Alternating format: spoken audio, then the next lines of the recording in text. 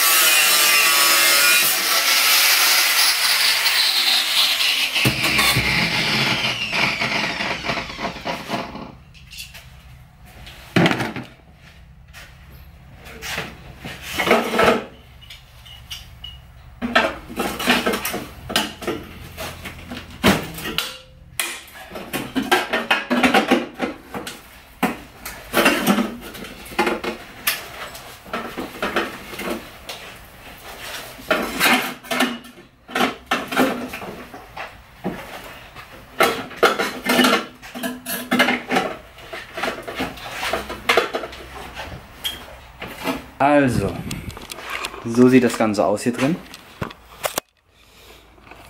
Ich habe jetzt einfach nur das hier aufgeflext und wenn man hier schaut, das gleiche wurde schon einmal gemacht. Auch hier vorne wurde aufgeflext und wieder zugeschweißt. Ich gehe stark davon aus, dass das hier schon mal gebrochen war. Kurz gesagt, wir machen da nicht lange rum. Wir suchen da auf jeden Fall einen gebrauchten originalen Endschalldämpfer. Beziehungsweise auch noch einen Mittelschalldämpfer, das hängt alles mit zusammen, wurde auch schon verschweißt an den Rohren, bisschen gepfuscht auf jeden Fall.